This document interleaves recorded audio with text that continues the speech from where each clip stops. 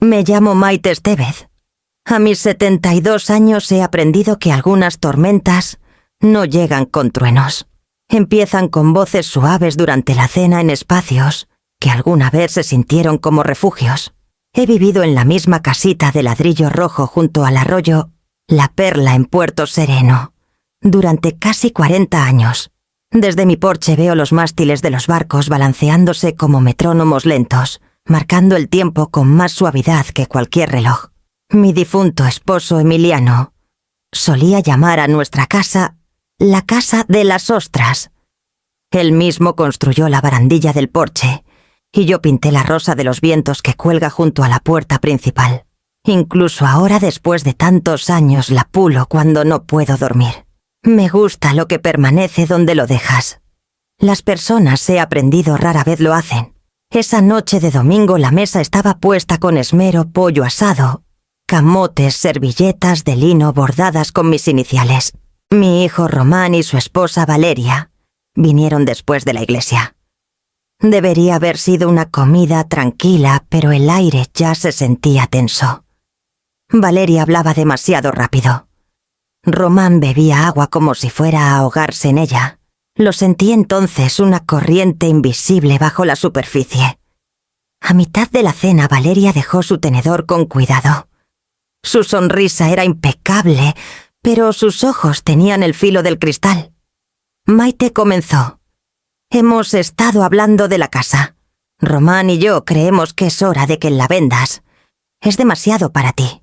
Pensé que se detendría ahí, pero no lo hizo. Si te niegas, añadió alzando la voz, terminamos con ayudarte. No podemos seguir fingiendo que esto tiene sentido. El silencio se apoderó de la habitación. Hasta el reloj pareció dudar. Miré a mi hijo. Él fijaba la vista en su plato tallando líneas en la piel del pollo con su cuchillo. Nadie alcanzó la sal, el vino ni el pan. Doblé mi servilleta lentamente alisando el pliegue. Es algo que hago cuando siento que el temblor se acerca. Valeria esperaba que discutiera, que perdiera la compostura. No le di esa satisfacción. Entiendo, dije dejando la servilleta junto a mi plato. Las palabras sabían a metal. La cena terminó poco después, como termina un espectáculo, cuando las luces se encienden y nadie aplaude. Román murmuró algo sobre plazos. Valeria tomó su abrigo con los ojos brillantes de victoria, o miedo, no supe cuál. Cuando la puerta se cerró tras ellos, el silencio llenó cada rincón. Recogí los platos, enjuagué los vasos y limpié la encimera hasta que brilló. La casa se sentía más pequeña, pero mis pensamientos más afilados, como si la marea se hubiera vuelto hacia adentro. Antes de medianoche tomé el viejo teléfono del perchero y lo puse sobre la mesa. Mis manos estaban firmes. Afuera el arroyo se movía como seda oscura bajo la luz del farol. Marqué un número que no había usado en años. Sebastián, dije cuando contestó. Es hora de que hablemos de la casa de las ostras.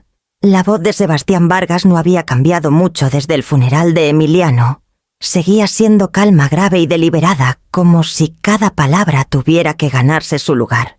Escucharla de nuevo fue como entrar en una habitación que había cerrado con llave hace mucho. Maite dijo con calidez teñida de preocupación. Ha pasado tiempo. ¿Cómo estás? He tenido cenas mejores, respondí. Necesito que revises algo la escritura original, la que tiene la cláusula de usufructo vitalicio. No preguntó por qué.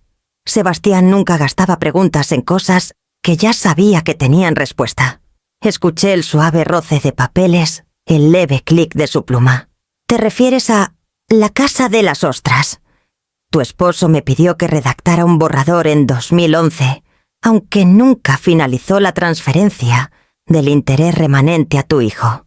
Me senté en la mesa de la cocina trazando el borde de una taza de té. Entonces, eso significa que tienes plenos derechos vitalicios, dijo. La propiedad no puede venderse ni grabarse sin tu firma, solo la tuya. Está tan segura como la ley lo permite. Las palabras cayeron como un ancla en aguas profundas, sólidas, definitivas, algo a lo que aferrarse. Solté un suspiro que no sabía que estaba conteniendo. Entonces quiero que lo confirmes. Quiero que se registre correctamente y se anote contra cualquier reclamo futuro. Archiva lo que sea necesario. Hubo una pausa. ¿Estás segura de querer reabrir esto?, preguntó Sebastián. Puede atraer atención, tal vez generar resentimientos. El resentimiento ya está sentado a la mesa, dije suavemente. Prefiero que enfrente el papeleo, no a mí. Rió por lo bajo, no sin amabilidad. Siempre tuviste la precisión de Emiliano. Está bien.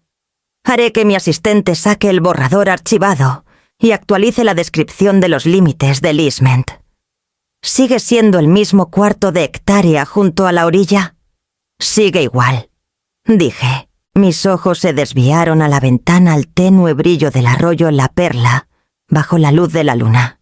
La marea estaba baja y los postes del muelle sobresalían como huesos. Cuando colgamos me quedé allí un rato escuchando el zumbido del refrigerador y el crujido de la madera asentándose. La humillación de la cena aún pesaba en mi pecho, pero había cambiado de forma, menos como un moretón más, como resolución.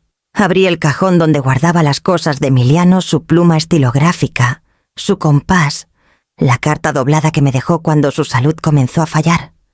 La tinta se había desvanecido, pero aún podía leer su letra cuidadosa.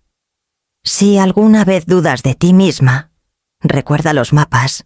No piden dirección, la dibujan. Afuera el viento trajo el olor a sal y humo de leña. Me serví otra taza de té y tomé el primer sorbo tranquilo de la noche. A la tarde siguiente llegó un sobre Manila de esos que aún huelen a tinta carbónica y polvo. Dentro estaban las copias del archivo de la propiedad que Sebastián había prometido, 5 páginas de tinta azul, desvaídas, sellos legales y bordes nítidos que se niegan a mentir. Las extendí sobre la mesa de la cocina, alisando cada página con la palma, como si planchara una historia. Cada línea tenía peso, coordenadas de agrimensura, números de parcela, firmas que sobrevivieron a las manos que las escribieron. El encabezado decía: Easement, de preservación histórica. Límite de agrimensura de 1893. Llamé a Sebastián otra vez. Estoy viendo los documentos, dije. No exagerabas. Esta casa tiene más memoria que la mayoría de las personas. Rió suavemente. La Casa de las Ostras fue parte de un puesto de agrimensura naval en los 1890. Explicó. El easement protege la orilla y la huella original de la estructura. Es una de las razones por las que Emiliano luchó por mantenerla intacta. Creía en la preservación. Emiliano creía en el orden. Dije. Le gustaban las cosas que se podían medir. Así es, respondió Sebastián. Y medía el amor en escrituras y registros de mantenimiento. Sus palabras se quedaron conmigo después de colgar. Volví a la mesa trazando el sello en relieve con la yema del dedo. Por primera vez, la ley no se sentía fría. Se sentía como la columna vertebral que me había mantenido erguida todos estos años. Un recuerdo claro surgió el eco de la voz de Emiliano, firme y paciente de hace años. Era una mañana de invierno como esta. Yo cosía un dobladillo de cortina en la sala cuando él entró con una carpeta bajo el brazo. Acababa de volver de la oficina de Sebastián. Traje algo para que firmes, dijo dejando los papeles sobre la mesa. Sus manos olían ligeramente a cedro y tinta. No es urgente, solo estoy planeando con tiempo. Recuerdo que reí. Eres el único hombre que trae romanticismo en una carpeta legal. Sonrió de esa manera torcida suya. Una casa es más que madera, Maite. Es donde demuestras que te quedaste. Me puso la pluma entre los dedos ayudándome a guiar la firma, y por un largo momento nos quedamos allí, lado a lado, mientras la tinta se secaba bajo la luz de la mañana. Esa imagen parpadeó ahora mientras estaba sola en la misma habitación. El dobladillo de la cortina que cosí entonces se había desvanecido hacía mucho, pero la firma, nuestras firmas, aún mantenía su forma, los bucles y florituras tan claros como lo fue nuestra letra. El papel, a diferencia de la memoria, no titubea. Recogí las páginas, las deslicé en fundas plásticas y las puse en una carpeta nueva, etiquetada propiedad, protegida. Por impulso abrí el cajón del viejo escritorio de Emiliano, donde él guardaba sus lápices de dibujo y la regla metálica que se negaba a reemplazar. Al fondo, bajo un montón de recibos amarillentos, encontré el plano original de la casa. El papel se había vuelto frágil en los bordes, pero las líneas eran firmes, cada viga, cada ventana, cada rumbo, marcado por su mano. Lo colgué en la pared sobre la mesa alisando las esquinas. La casa dibujada a escala me miraba como una promesa cumplida. Afuera el arroyo se agitaba con el viento. Los barcos chocaban suavemente contra sus muelles con las cuerdas tensas y seguras. Pensé en cómo Emiliano solía describir un nudo bien hecho, no como restricción, sino como confianza en la tensión. Me di cuenta entonces de que no necesitaba el permiso de nadie para conservar lo que había construido mi vida alrededor. Ni la aprobación de Valeria, ni la reafirmación de Román, ni la comprensión del mundo.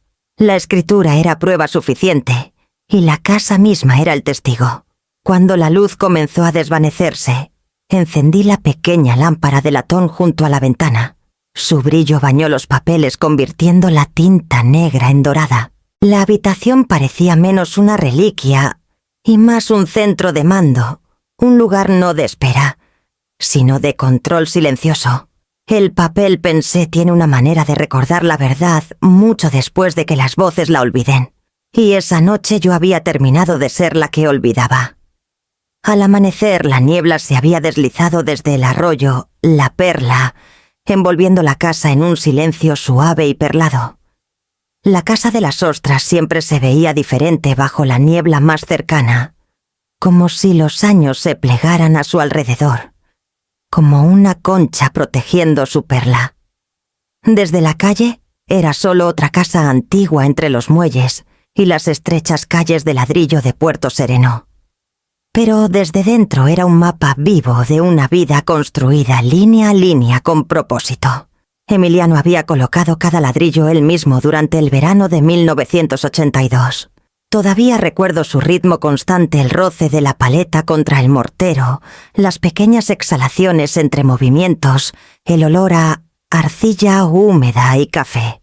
Llevaba un cuaderno de medidas marcando cada sección como nivelado verdadero, o lo bastante bueno para el amor. Todavía está en el estante del pasillo con la cubierta deformada por la humedad, pero con la letra tan clara como siempre.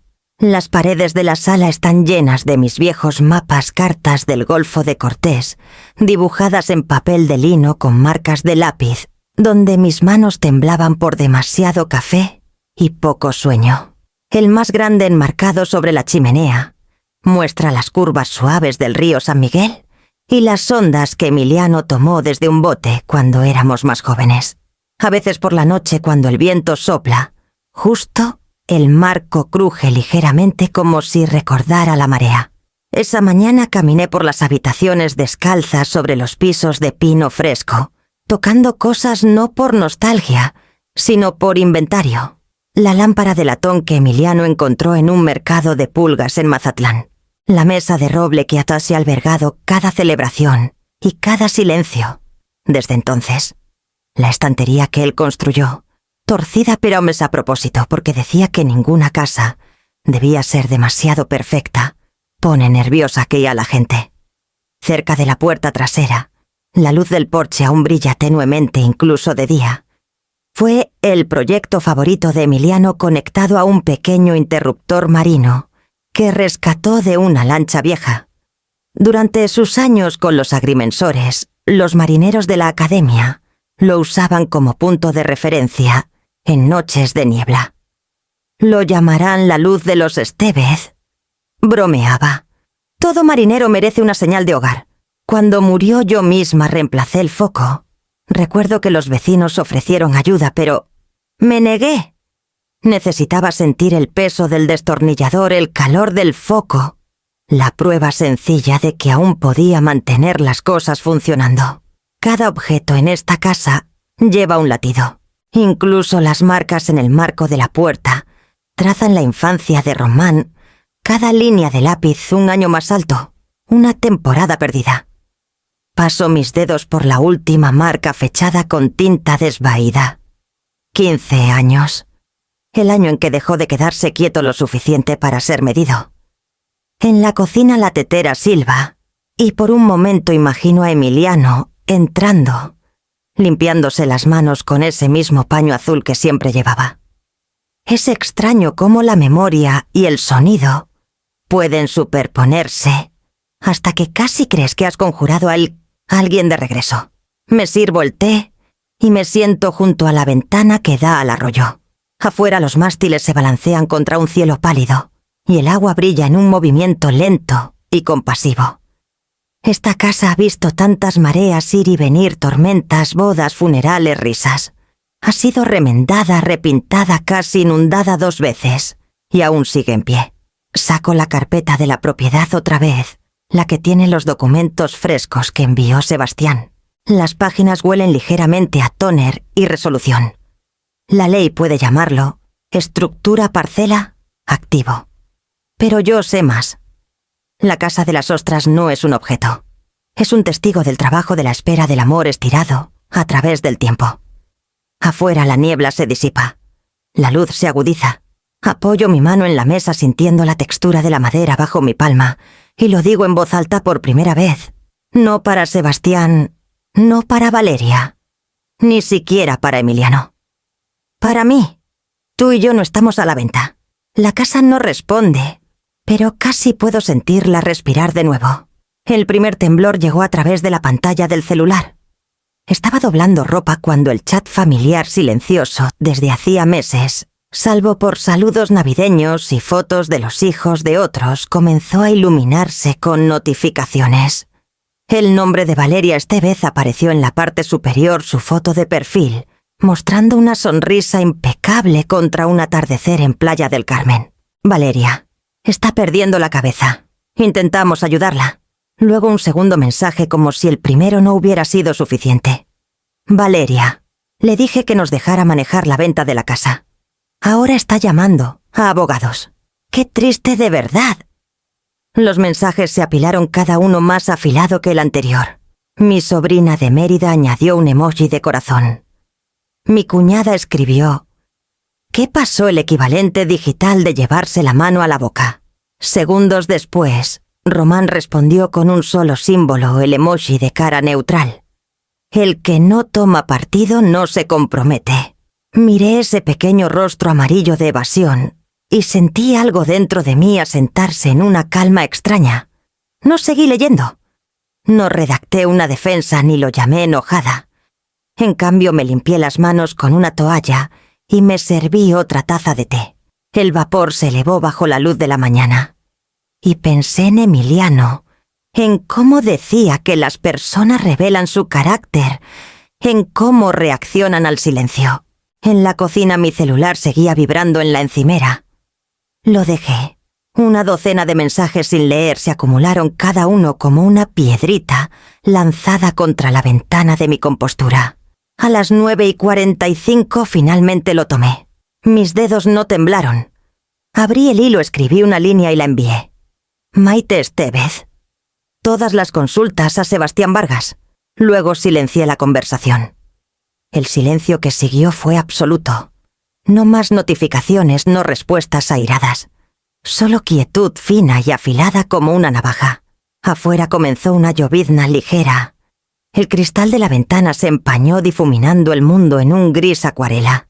Me quedé allí viendo las gotas trazar caminos lentos por el vidrio y me di cuenta de lo extrañamente liberador que se sentía no explicarme. Cuando Román llamó esa tarde, dejé que sonara 2 veces antes de contestar. Su voz estaba tensa, cautelosa. Mamá, ella... no quiso sonar dura. ¿Solo piensa? Sé lo que piensa. Dije suavemente. Y sé lo que dice la ley. Dudo. ¿Entonces realmente estás haciendo esto? ¿Archivando papeles y todo? Así es. Lo escuché exhalar. Está bien. Supongo. Manténme al tanto. Hubo una pausa lo bastante larga como para sentirse como un adiós. Lo haré, dije. ¿Y por qué sonaba tan perdido? Añadí: come algo hoy, Román. Después de colgar me quedé un rato junto al fregadero escuchando el leve zumbido del refrigerador, el ritmo cotidiano de una casa que se negaba a tomar partido. El celular permaneció en silencio el resto de la tarde. Incluso Valeria se había callado. Pero el eco de esa única línea que escribí, todas las consultas a Sebastián Vargas, parecía resonar en el aire nítida y precisa como el primer trueno, antes de que una tormenta decida con cuánta fuerza lloverá. Las cartas salieron un miércoles. Sebastián me había dicho que lo harían certificadas, firmadas y selladas desde la oficina del registro del condado. Dijo que caerían como piedras en agua calma, cada onda inevitable. Para el viernes por la mañana supe que habían sido entregadas. No por una llamada o un correo, sino por el silencio que siguió. El tipo de silencio que zumba antes del trueno. No revisé el buzón ese día. No lo necesitaba. Solo me senté en el porche con una taza de té de manzanilla entre las palmas, observando las gaviotas trazar círculos sobre el arroyo La Perla. El agua estaba inquieta, pálida y ondulada por el viento. Los barcos golpeaban contra sus amarras con golpes sordos y rítmicos, como el latido de un lugar que sabía esperar. En el otro lado del pueblo podía imaginar la escena. Valeria en su cocina impecable, lista para una sesión de fotos encimeras de mármol blanco, accesorios cromados que parecían más joyas que herramientas. Habría abierto el sobre con dedos cuidadosos esperando tal vez una disculpa, tal vez una rendición. En cambio, el membrete grabado de Vargas y asociados la habría recibido con toda su silenciosa autoridad. Este aviso confirma la escritura de usufructo vitalicio registrada y plenamente ejecutable por Emiliano y Maite Estevez, asegurando la ocupación y control exclusivo por parte del cónyuge sobreviviente durante toda su vida natural. Cualquier intento de comercializar, transferir o grabar dicha propiedad sin el consentimiento del usufructuario es nulo y sin efecto. Casi podía escuchar el temblor en su voz mientras lo leía en voz alta. Ella nunca fue de las que sufren la humillación en privado. Román estaría detrás de ella con las manos en los bolsillos, mirando la carta como si hablara otro idioma. ¿Qué significa esto?, preguntaría, aunque ya lo sabía. Significa, diría Valeria con tono cortante como vidrio, que tu madre nos ha bloqueado. Permanentemente. Él tomaría el papel de sus manos, lo leería de nuevo, más despacio esta vez, con el ceño fruncido. Entonces, la comprensión lo golpearía no solo por la casa, sino por todo. Las inversiones que una vez le dejé manejar. Las cuentas ahora redirigidas a mi nombre. El suave cordón invisible que siempre lo ató a las finanzas familiares, cortado limpiamente con un trazo de pluma. Mientras tanto, en mi porche giré la taza en mis manos, la porcelana cálida contra mi piel. No era triunfo lo que sentía ni amargura. Solo claridad. Las gaviotas descendían sobre el agua, sus alas rozando el reflejo del cielo. Una sola pluma cayó atrapada en la corriente y giró lentamente hacia la bahía. Adentro, el reloj marcaba la tarde. Puse la taza en la mesa, abrí la ventana y dejé que el aire recorriera la habitación. El olor a sal y madera vieja llenó la casa, anclándola en el presente, en lo que seguía siendo mío. En algún lugar del centro, Valeria probablemente estaba llamando a sus padres, con la voz quebrándose de indignación. Román, más callado, se retiraría a su oficina mirando la carta una vez más, antes de doblarla con cuidado, como si al mantenerla ordenada pudiera deshacer su verdad. Pero no se deshace un documento una vez que está sellado en los registros. El papel no parpadea, no perdona, no le importa quién levantó la voz primero. Al anochecer, el arroyo volvió a calmarse con la marea retirándose. Encendí la lámpara del porche y observé su círculo de luz extenderse por la barandilla que Emiliano construyó hace tantos años. Por primera vez en semanas no sentí que estaba esperando el próximo golpe. La línea ya había sido trazada, y esta vez estaba en tinta. La mañana después de las cartas desperté en un silencio tan completo que parecía ensayado. Las gaviotas se habían movido más abajo en el arroyo, y hasta el usual bullicio de la marina estaba ausente, como si el mundo me diera espacio para pensar. Preparé café. Me senté en la mesa de la cocina y abrí la vieja caja de roble que Emiliano alguna vez llamó mi libro mayor de cordura. Ahí guardaba todo lo que realmente importaba: estados de cuenta, registros fiscales, recibos, papeles de seguros, todos ordenados pero raramente examinados. Durante años Román se había ofrecido a manejarlos. «¿Es más fácil para ti, mamá?», decía. «Solo pon todo en pago automático». Le había confiado. La confianza, he aprendido también, es una especie de pago automático silenciosa, conveniente y peligrosa si no se revisa. El primer estado de cuenta que desdoblé mostraba una multa por retraso en los impuestos de la propiedad, 2.500 pesos. Nada dramático, pero suficiente para doler. La cuenta estaba configurada para debitar de una tarjeta conjunta que Román usaba para manejar cuentas pequeñas. El último pago salió en marzo, luego se detuvo sin una palabra. Tracé el número con la yema del dedo, sintiendo esa pequeña y precisa rabia que quema más que cualquier furia. Hice una nota en mi cuaderno: impuesto de propiedad, pagado en su totalidad directamente, sin intermediarios. Para el mediodía pasé a la siguiente carpeta: seguro de la casa, electricidad, agua, todo manejable, todo al alcance. Cada cheque que escribí se sentía menos como una obligación y más como recuperar memoria muscular, prueba de que aún sabía dirigir mi propia vida. Luego me volví hacia otro tipo de registro, un montón de blocs legales amarillos que no había tocado en años. La página superior estaba fechada en 2018, escrita con mi letra cuidadosa: «Querido Román, lo siento si soné desagradecida. Solo quise decir». Dejé de leer. Debajo había otros, todos empezando igual: «Lo siento».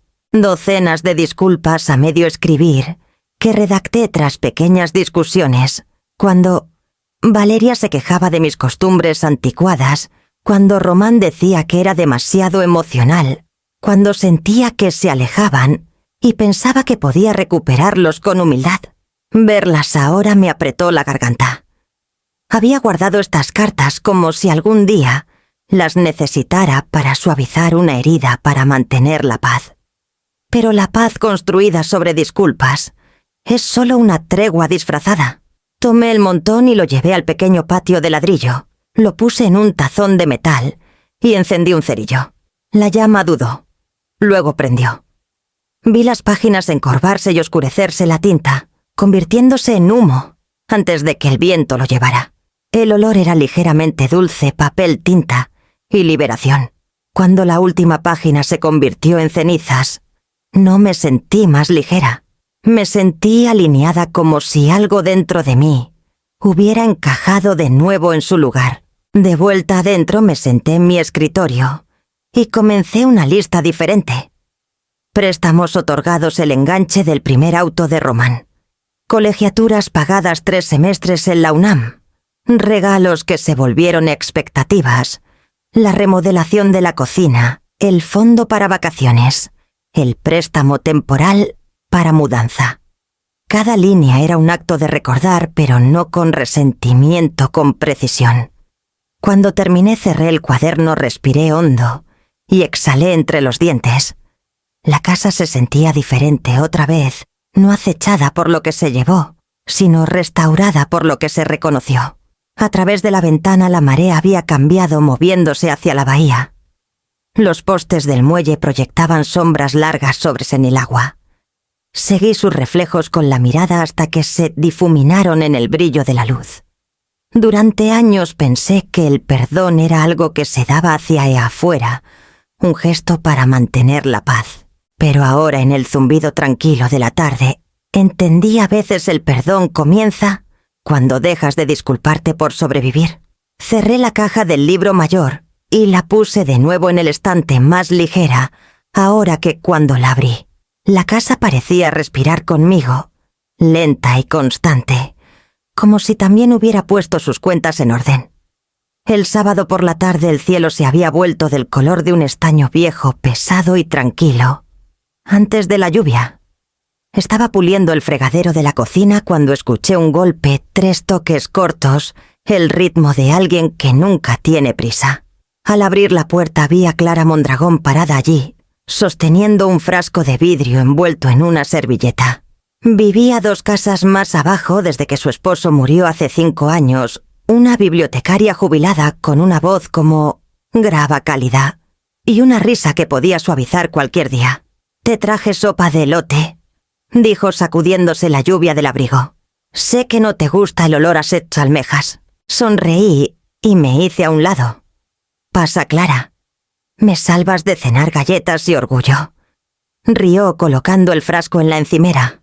«He oído rumores», dijo removiendo su té después de que se lo serví. «No de mí, claro, pero por los muelles. Dicen que Valeria Estevez ha estado llorando en su clase de yoga sobre lo desagradecida que te has vuelto. Su tono era amable, pero sus ojos me observaban de cerca.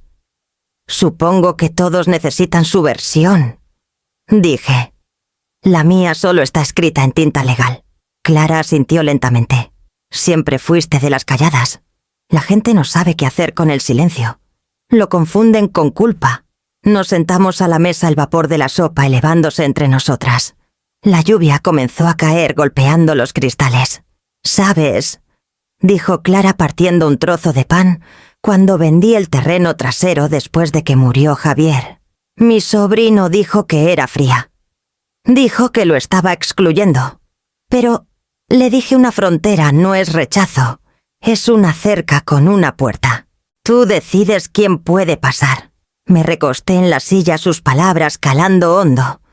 «Una cerca con una puerta», repetí suavemente. «Suena justo». Sonrió satisfecha. «No estás equivocada por querer paz, Maite. Algunos solo entienden el amor cuando no les cuesta nada. En el momento en que les haces ganárselo, te llaman cruel». Afuera el viento cambió y la luz del porche parpadeó una vez, antes de estabilizarse. Pensé en la rosa de los vientos de Emiliano junto a la puerta, sus puntas de latón opacadas por el tiempo. Las fronteras no se trataban de cerrar el mundo, sino de mirar en la dirección correcta. Después de que Clara se fue, lavé las tazas y limpié la encimera. La casa olía ligeramente a sopa y lluvia. Se sentía limpia por dentro y por fuera. Más tarde esa noche me senté en mi escritorio y abrí mi laptop. La tienda de placas en el pueblo tenía un formulario en línea. Placas personalizadas para casas. En el campo de texto escribí las palabras lentamente con cuidado. «Hogar. Solo por invitación». Cuando presioné enviar apareció una ventana de confirmación con una fecha estimada de entrega. De 3 a 5 días hábiles. Se sentía más que un pedido, se sentía como una declaración. Cerré la laptop y miré hacia la ventana. Más allá el reflejo de la luz del porche brillaba en las tablas mojadas. Parecía casi una pequeña estrella firme, marcando el lugar donde la cerca y la puerta, finalmente, estarían. La biblioteca pública de Puerto Sereno aún olía como hace 30 años a polvo papel y un leve dulzor de limpiador de alfombras viejo. No había entrado en años, no desde que Emiliano y yo solíamos hojear la sección de historia náutica los sábados por la mañana. Ahora la sala de lectura frontal había sido despejada de novelas y reemplazada por mesas plegables, folletos legales y un cartel que decía «Clínica de Bienestar Financiero y Legal Comunitario. Asistencia gratuita». Clara fue quien me lo mencionó. «Hacen testamentos, directivas de salud, todo ese rollo de trámites», dijo. «Buena gente, no de los que te interrumpen hablando. Así que vine no para ya hacer una declaración, sino para poner las cosas en orden, algo que necesitaba. Una voluntaria con ojos amables y una pluma eficiente. Me guió por los formularios. Actualicé mi directiva anticipada sin preferencia de hospital, sin medidas extraordinarias. La vida, decidí, no necesitaba prolongarse una vez que dejaba de vivirse. Cuando me preguntó por mi contacto de emergencia, dudé. Durante años esa línea había sido para Román. Por hábito casi escribí su nombre. Luego miré por la ventana donde la luz de la mañana caía sobre una hilera de mirtos afuera. Clara Mondragón. Dije finalmente. Vecina y amiga. La voluntaria sonrió anotándolo sin comentario. Una simple línea en un formulario, pero se sentía como reordenar la gravedad de mi vida.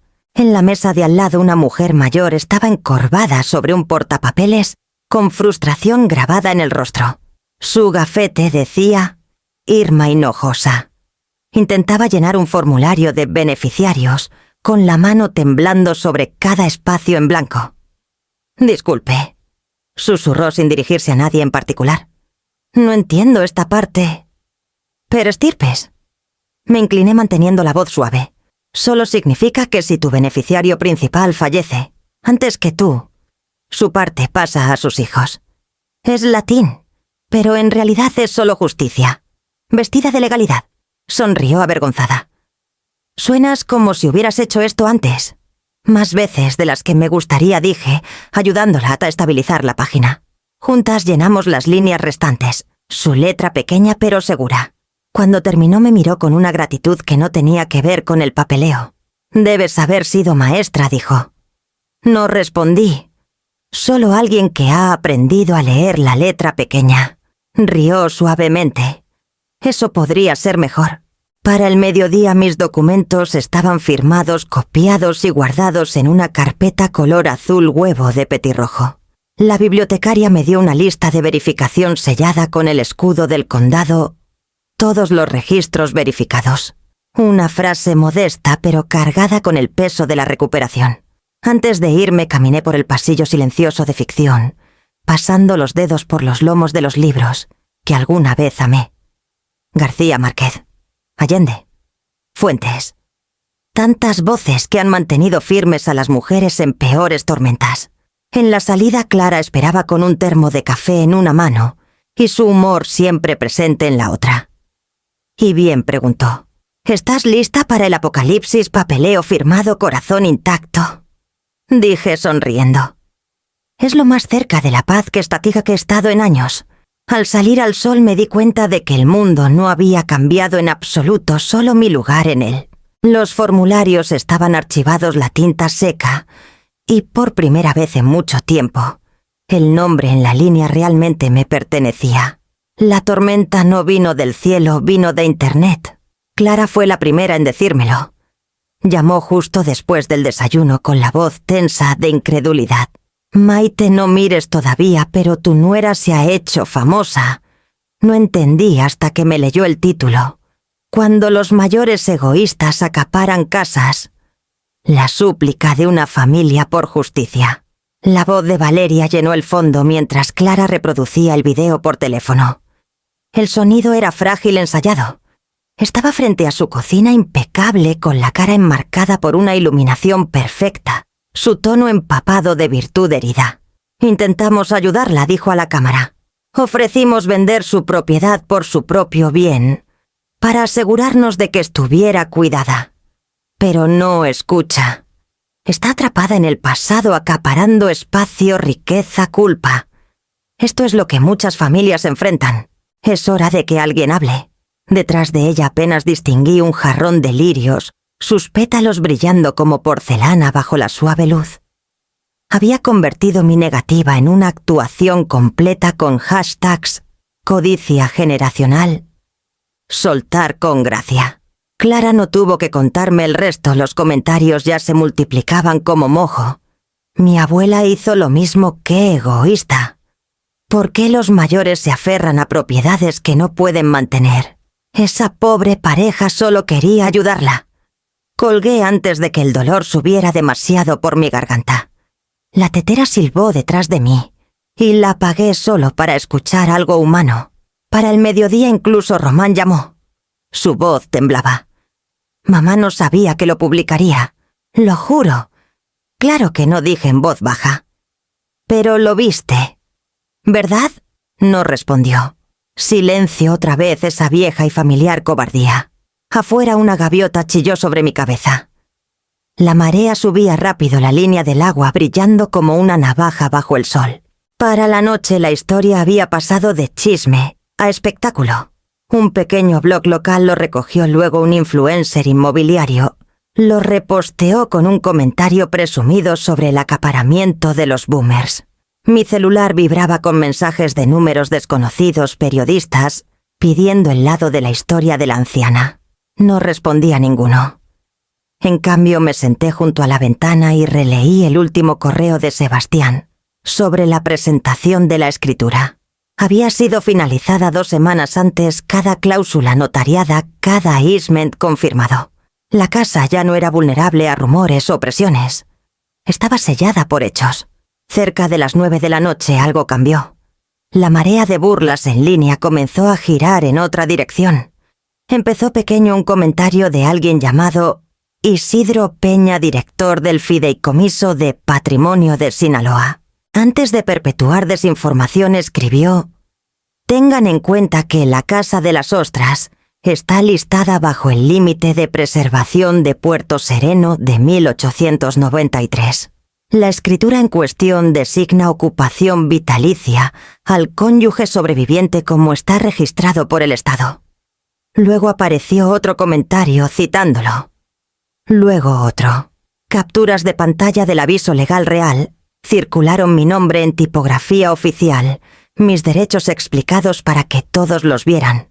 Por la mañana el video de Valeria aún estaba en línea, pero el tono de bajo había cambiado. Espera, esta mujer es dueña de una casa histórica. Entonces, intentaron quitársela. ¡Qué vergüenza! Tal vez deberían disculparse en lugar de usar hashtags. Alguien incluso había cortado el discurso de Valeria a la mitad, superponiendo las palabras «cuando los mayores egoístas siguen la ley». Internet, a su manera implacable, había convertido su sermón en sátira. Román me envió un mensaje esa tarde. «Está mortificada. Lo siento por esto». No respondí. Solo salí al exterior la luz de latón del porche brillando contra la madera húmeda y respiré el aire cargado de sal. No era victoria lo que sentía. Era exposición, la luz del sol cortando la niebla, mostrando todo exactamente como era. La verdad, pensé, simplemente se había hecho pública. Y la luz del día, una vez que te encuentran, no le importa quién parpadea primero. El golpe llegó justo antes del anochecer, con ese ritmo vacilante que usa la gente cuando no está segura de ser bienvenida. A través de la cortina de encaje vi a Román parado en la puerta con las manos hundidas en los bolsillos del abrigo, el cuello levantado contra el frío. La placa de latón que había pedido se instaló esa mañana. Hogar. Solo por invitación. Las palabras captaban la luz menguante como un fuego tranquilo. Salí al porche, pero no abrí la puerta. «Encontraste el valor para cruzar la calle», dije suavemente. «Es un comienzo». Se veía más viejo de lo que recordaba, aunque solo tenía 43 años. El escándalo de la semana lo había envejecido, ojeras oscuras, la boca tensa en una línea que no era tanto enojo como agotamiento. Mamá dijo: «Vine a hablar». No del video. De todo. «Entonces, ¿puedes hablar desde ahí?», dije. La cerca funciona en ambos sentidos. Logró una débil sonrisa. «¿Realmente vas a mantener las fronteras? Son menos trabajo que las disculpas». Por un momento ninguno habló. El aire invernal zumbaba con el leve olor a creosota de los muelles, el ritmo tranquilo del agua, golpeando los pilotes. Finalmente, dijo ella, no debió publicarlo. Le dije que estaba mal. Pero la gente en línea... No les importa la verdad, solo eligen bandos. ¿Y de qué bando estás tú, Román?». Se estremeció. No elegí ninguno. Me quedé paralizado, supongo. Pensé que si esperaba lo suficiente, pasaría. «Ese es el problema con esperar», dije. «Es solo silencio con perfume». Dio un paso más cerca de la puerta. «No sé qué quieres de mí». Entré y regresé con una carpeta delgada. «Nada», dije sosteniéndola en alto. «Pero deberías ver lo que ya he dado». Dudó antes de tomarla. Dentro estaban copias de cada cheque, transferencia y préstamo que alguna vez hice para él y Valeria. Pagos de colegiaturas, el enganche para su primer departamento, la línea de crédito temporal, que nunca se cerró. cada página sellada como pagado en su totalidad. Hojeó las páginas una por una con los ojos enrojeciendo, al llegar a quitar a la última hoja una lista de fechas y cantidades, escrita con mi letra. La terminé con una sola frase. No financiaré presión. Financiaré honestidad. Cerró la carpeta lentamente. ¿Es esto una prueba? No dije. Es un registro, un mapa de cómo llegamos aquí. La luz del porche se encendió automáticamente derramando oro sobre la puerta entre nosotros. Su aliento se veía blanco en el frío. Nunca quise quitarte tu casa, murmuró. Sé que no empezaste ahí, dije, pero te quedaste al lado de alguien que sí lo quiso, y no dijiste nada. Así es como los hombres buenos desaparecen, Román. No por crueldad, sino por conveniencia. Me miró entonces, y por primera vez desde que era niño, vi lágrimas que no intentó ocultar. No quería que nada de esto pasara. La mayoría de los daños no son intencionales, dije en voz baja. Pero cuentan igual, asintió con los ojos húmedos, la voz quebrándose. Ella se va de la ciudad por un tiempo. No sé si nuestro matrimonio... Levanté una mano suavemente. No me hables de finales, hijo. Solo aprende algo de ellos. Se quedó allí otro momento apretando la carpeta contra su pecho. Luego se giró hacia la calle. Sus pasos eran lentos, desiguales. Cuando llegó a la esquina lo llamé. Román. Se detuvo, pero no se volvió. Espero que un día, dije, entiendas que el silencio puede proteger o destruir. Tú decides cuál. La puerta se cerró tras él. La luz del porche brillaba contra la placa de latón constante y cálida. Me quedé allí hasta que su figura desapareció en la luz gris pequeña e incierta, pero avanzando al fin. La semana siguiente Román llamó de nuevo.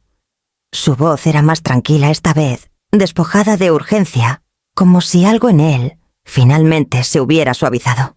Mamá dijo, «¿Puedo pasar solo para hablar de números?» Sin discutir. Dudé, luego acepté.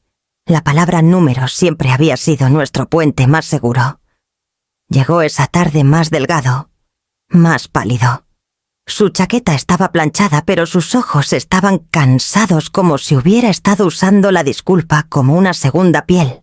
Traía una carpeta delgada, la armadura del hombre moderno, y la puso en la mesa de la cocina junto a mi viejo libro mayor. He estado intentando ordenar las cosas, dijo. Desde que Valeria se fue a casa de su hermana. Las cuentas, las tarjetas. Es peor de lo que pensaba. Señalé la silla frente a mí. Siéntate entonces. Abramos el libro. Desplegó las hojas de cálculo y facturas. La historia que contaban no era dramática, solo lenta y ordinaria, el tipo de declive silencioso que se esconde detrás de recibos de restaurantes y suscripciones renovadas. Solo el arrendamiento de la boutique de Valeria había drenado casi todo. Una tienda reluciente cerca del centro diseñada para vender bufandas importadas y joyas de vidrio que nadie necesitaba y todos elogiaban. Dijo que nos haría independientes, murmuró Román trazando una línea de números rojos. Lo llamó una inversión en identidad. ¿Y le creíste?, dije suavemente. No discutió. Solo se frotó la sien avergonzado. Ni siquiera sé qué es mío ahora. Todas las cuentas están enredadas. Hasta mi sueldo pasa por la tarjeta de la empresa. Abrí mi propio libro mayor, el mismo que había usado durante décadas, sus páginas llenas de tinta azul y columnas demasiado ordenadas para mentir. Aquí está la cosa con el dinero, dije pasando a una página en blanco. Guarda registros incluso cuando el amor olvida. Me miró cauteloso. ¿Estás diciendo que no me ayudarás? Digo que lo haré si primero te ayudas a ti mismo. Parpadeó inseguro. Deslicé un solo cheque sobre la mesa sin firmar. Este es un préstamo puente. A corto plazo. Suficiente para separar tus cuentas, pagar las multas y empezar a respirar de nuevo. Pero viene con 2 condiciones. Se inclinó hacia adelante esperando. Primero dije, abres cuentas nuevas solo a tu nombre, sin cofirmantes, sin tarjetas conjuntas, ni con Valeria ni con nadie. Segundo, empiezas a ver al doctor Fernández, el consejero que ayudó a tu padre cuando los contratos de agrimensura colapsaron. La terapia no es debilidad, Román. Es mantenimiento. Miró el cheque como si pudiera morderlo. Me estás tratando como cliente. Te estoy tratando como hombre. Respondí. Uno que aún es capaz de recuperarse. Pasó una mano por su cabello, el gesto de un niño atrapado entre querer ayuda y resentirla. ¿Crees que la terapia arreglará esto? No dije. Creo que la claridad lo hará. Por un largo rato ninguno habló. La luz a través de la ventana cambió rayando la mesa con oro. Tomó el cheque y lo sostuvo contra la luz. Luego lo puso de nuevo en la mesa.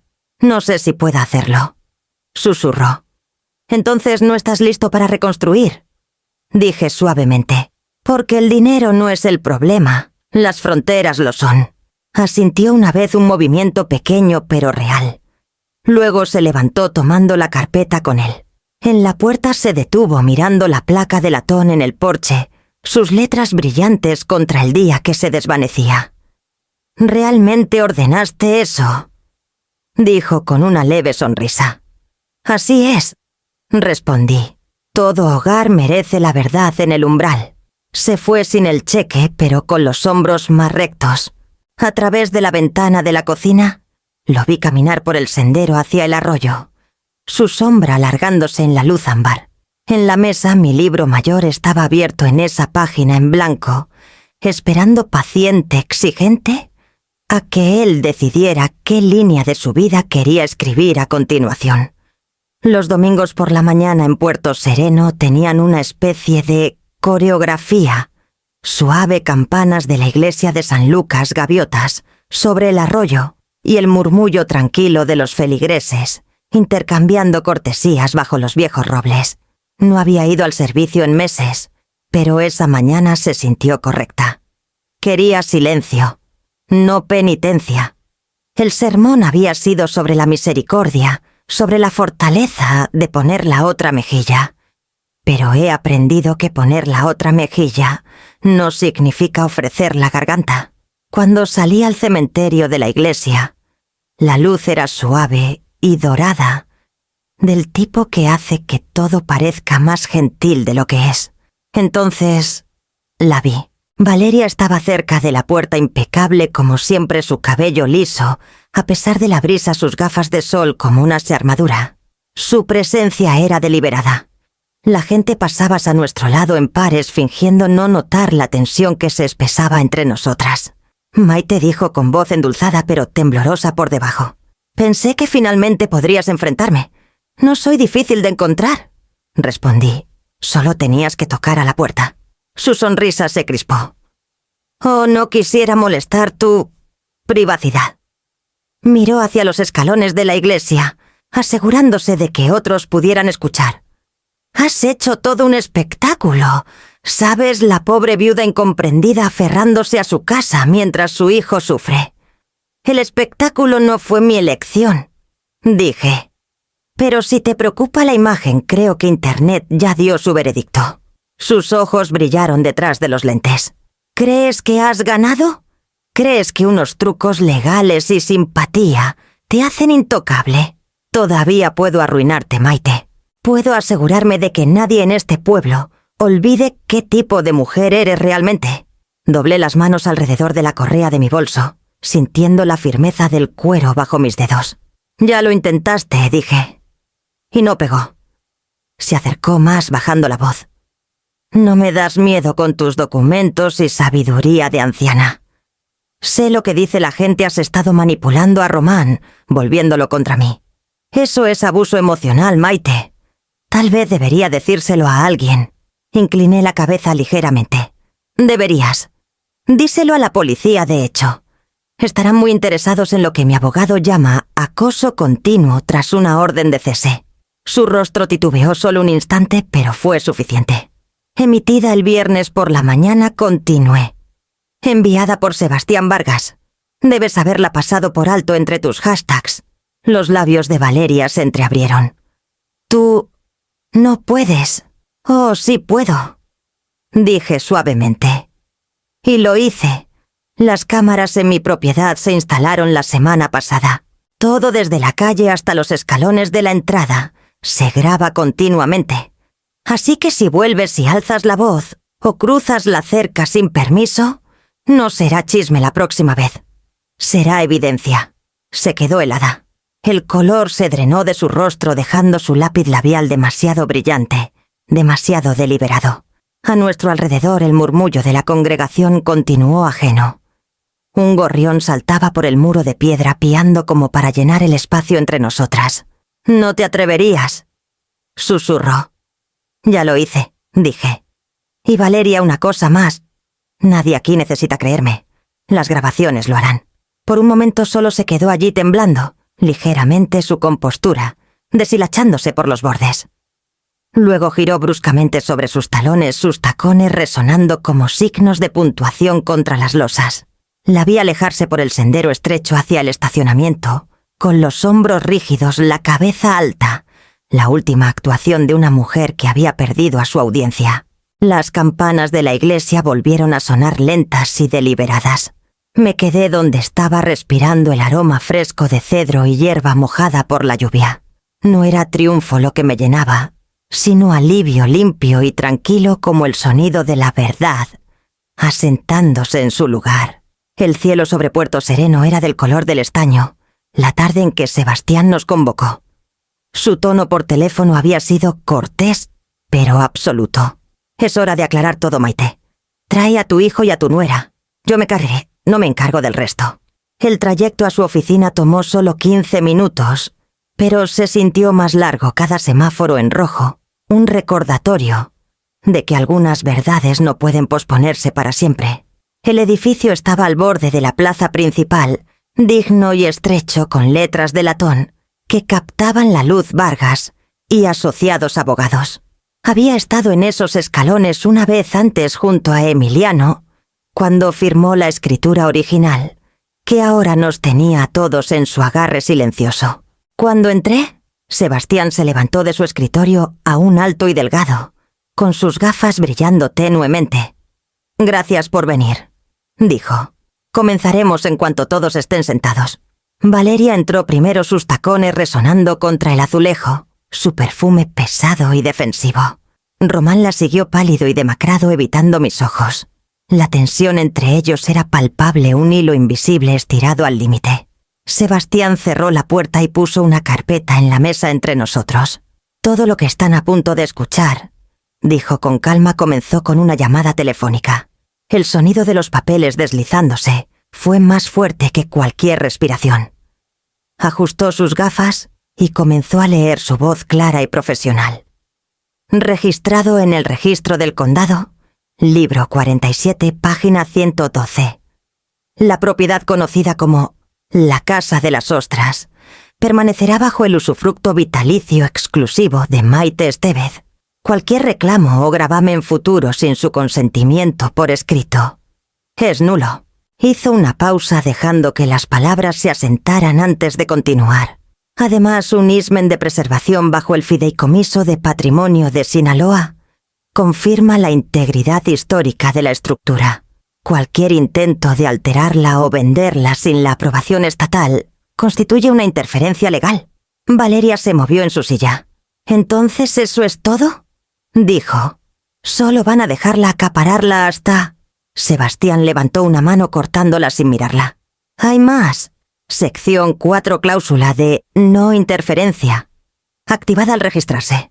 Otorga al usufructuario, la señora Estévez, protección contra coerción, acoso o intentos de venta forzada por cualquier parte familiar o no. La violación puede resultar en una orden judicial civil». El silencio que siguió era tan denso que se podía tocar. La sonrisa pintada de Valeria titubeó. Sus manos apretaron la correa de su bolso, el cuero crujiendo ligeramente. «Esto no puede ser permanente», dijo su voz ahora pequeña. «Seguro hay». «Es permanente», dijo Sebastián. «Señor Estévez, usted está listado como beneficiario contingente, pero esa cláusula se activa solo tras el fallecimiento de su madre. Hasta entonces ella mantiene el control total financiero y legal». Román finalmente levantó la mirada. Sus ojos se encontraron con los míos conflictuados, avergonzados, y algo más que no pude nombrar. Tal vez comprensión. Sebastián cerró la carpeta con suavidad, alineando las esquinas. «Esta reunión no es sobre castigo», dijo. «Es sobre claridad. Y la claridad, una vez leída en voz alta, no desaparece». Román se frotó las sienes, el gesto de un hombre despojado de ilusiones. Los ojos de Valeria se dispararon hacia él, buscando una solidaridad que no estaba allí. Me quedé quieta con las manos cruzadas en mi regazo. No necesitaba decir nada, la ley había hablado por mí. La verdad había sido impresa, notariada y leída en voz alta bajo la luz fluorescente. Cuando Sebastián nos despidió, nadie discutió. Valeria salió primero, sus tacones resonando por el pasillo, como signos de puntuación de una frase que no escribió. Román se quedó un momento mirando la carpeta, luego a mí. Pero las palabras le fallaron como tantas veces. Me levanté, agradecí a Sebastián, y salí a la tarde gris. El aire olía ligeramente a lluvia y sal. La campana del juzgado marcó la hora en algún lugar de la calle, medida paciente final. Detrás de mí la puerta se cerró con un suave clic, sellando el pasado adentro. La mañana después de la reunión la casa se sentía extrañamente más ligera, como si algo invisible se hubiera levantado de las vigas. El aire ya no zumbaba con espera. Incluso el viejo reloj en el pasillo parecía marcar con una nueva firmeza sin eco del temor. Román llegó al mediodía. Vi su auto entrar en el camino lento y deliberado, como si pidiera permiso con cada giro del volante. Cuando salió no traía su usual carpeta de defensas, solo un sobre arrugado y sencillo. Mamá dijo suavemente, deteniéndose en la puerta. «¿Podemos hablar?» Asentí y lo dejé entrar. Me siguió al porche, donde el aire aún olía ligeramente a pulimento de latón y sal. Las gaviotas estaban tranquilas ese día, la marea baja y reflectante, mostrando el cielo de vuelta en sí mismo. «Firme los papeles», dijo extendiendo el sobre. «El plan de pago. Sebastián me ayudó a Astorcar a estructurarlo. No es mucho, pagos mensuales pequeños al principio, pero es algo». Tomé los papeles, pero no los desdoblé. «No tenías que hacerlo», dije. «Tenía que», respondió, y por primera vez en meses no había defensiva en su voz. «Necesitaba ponerlo por escrito. Para mí, no para ti». Nos sentamos en silencio por un rato. Del tipo que no presiona, sino que te deja respirar. Se veía más delgado, pero también más tranquilo por dentro, como si el ruido finalmente se hubiera detenido. «Valeria se mudó», dijo después de un momento. «Empacó anoche, sin peleas, sin lágrimas, solo terminado. Entiendo». Exhaló su aliento empañándose en el aire frío. Creo que ella amaba más la idea de mí que a mí. O tal vez yo amaba la idea de ser su solución. Tomé su mano y la apreté una vez, ligera pero segura. «Eso es algo que dejarás de hacer», dije. «Intentar ser lo que te rompe». Asintió con los ojos brillantes pero firmes. «Hice una cita con el doctor Fernández. El martes por la mañana. Quiero aprender a arreglar la parte de mí que sigue confundiendo el silencio con la paz». Esa frase se asentó entre nosotros como una piedra en agua, calma, pesada, necesaria, honesta. Por un largo rato solo observamos el agua moverse por el arroyo.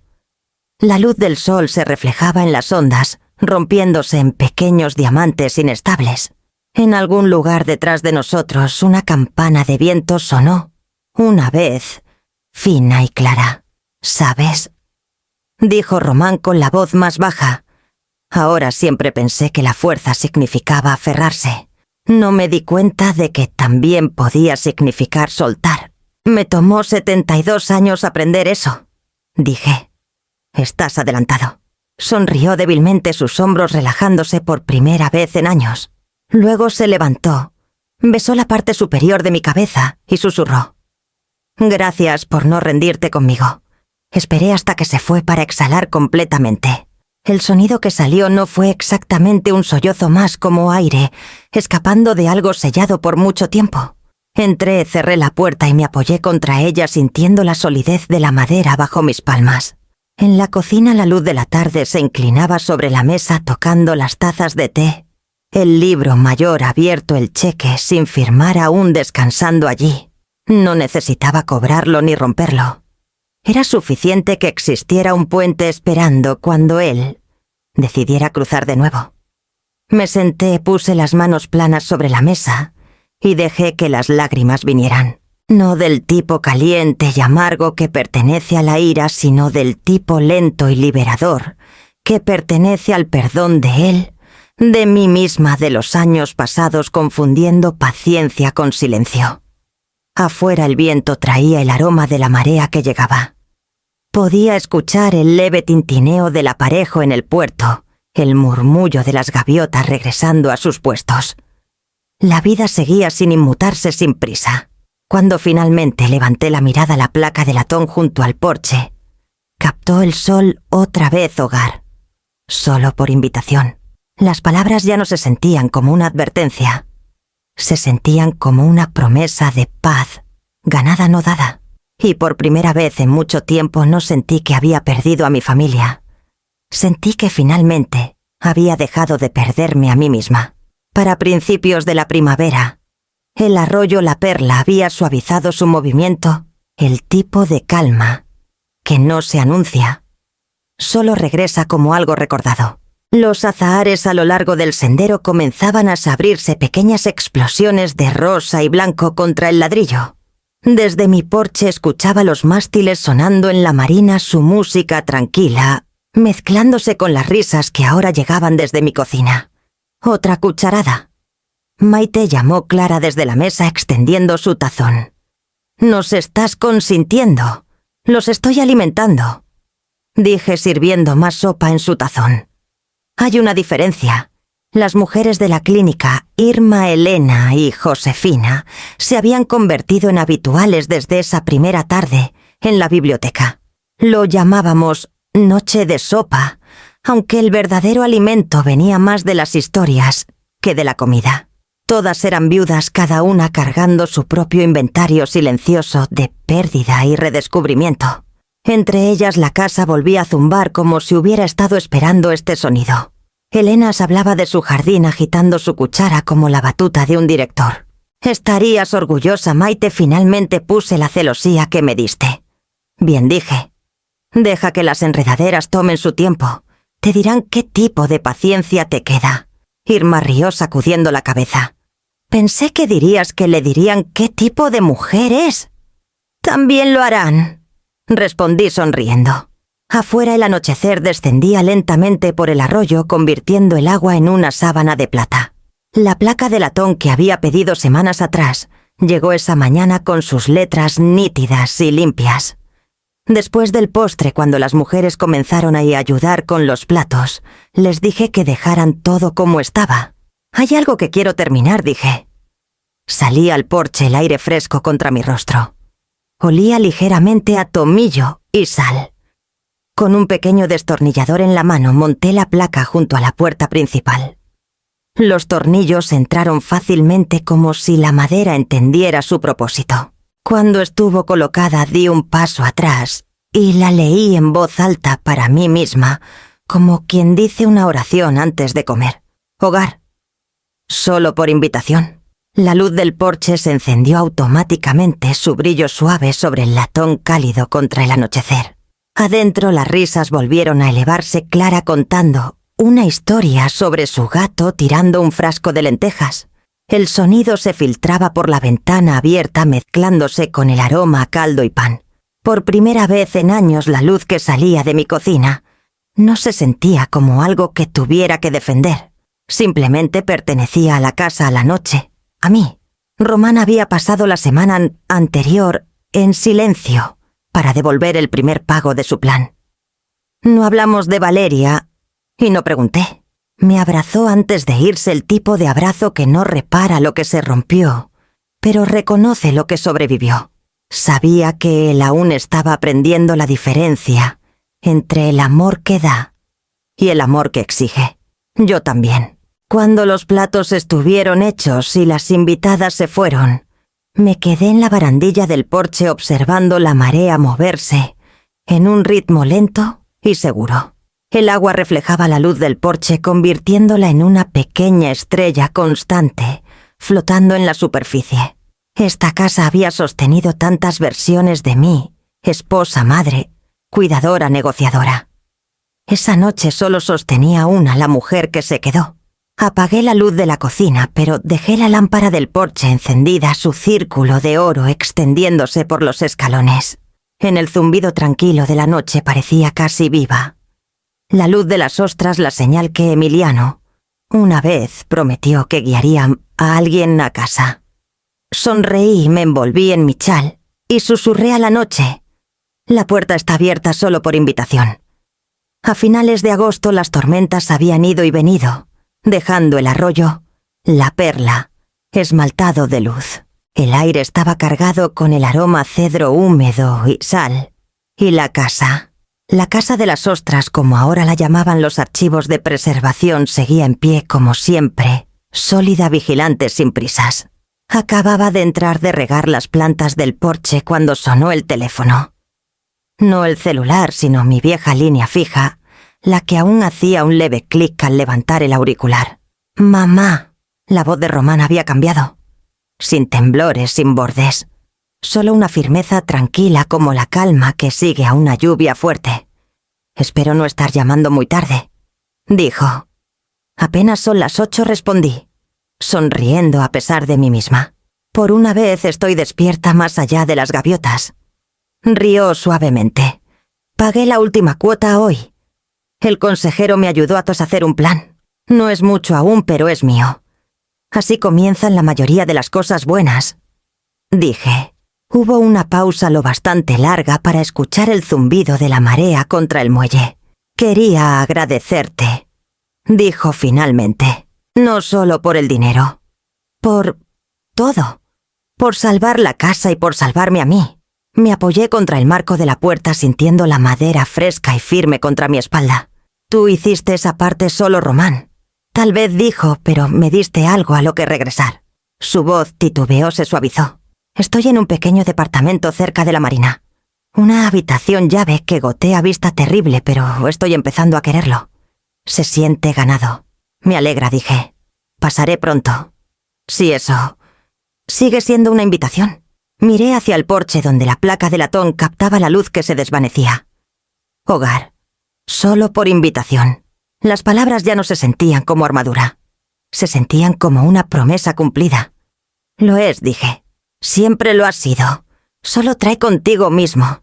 Exhaló un sonido a medio camino entre alivio y gratitud. Lo haré, mamá. La próxima vez traeré sopa. Nos despedimos y la línea quedó en silencio otra vez. Salí al porche donde la brisa de la noche se había vuelto suave y fresca.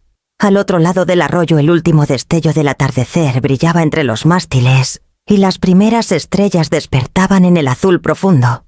El mundo, alguna vez tan afilado y dividido, se había vuelto más tranquilo con bordes suavizados por el tiempo y la marea. Encendí la luz del porche. Brilló constante reflejándose en las ondas del agua abajo. El reflejo titilaba dorado y constante, una señal que se extendía hacia la superficie oscurecida. Adentro en mi escritorio, la carta para el fideicomiso de patrimonio de Sinaloa esperaba dirigida, sellada y lista para la entrega matutina. Había escrito solo una línea dentro. Que esta casa siga guiando a las personas a salvo. Las palabras no eran sobre paredes, madera o escrituras. Eran sobre lo que quedaba después del ruido, lo que aún mantenía su forma, cuando todo lo demás había sido despojado. Dejé la carta a un lado y observé la luz danzar sobre el arroyo constante, como la respiración viva, como la memoria. La marea cambió de nuevo tranquila pero segura, llevando reflejos más lejos hacia la bahía. Y por primera vez en mucho tiempo, me sentí completamente en casa, no porque la casa fuera mía, sino porque la paz lo era.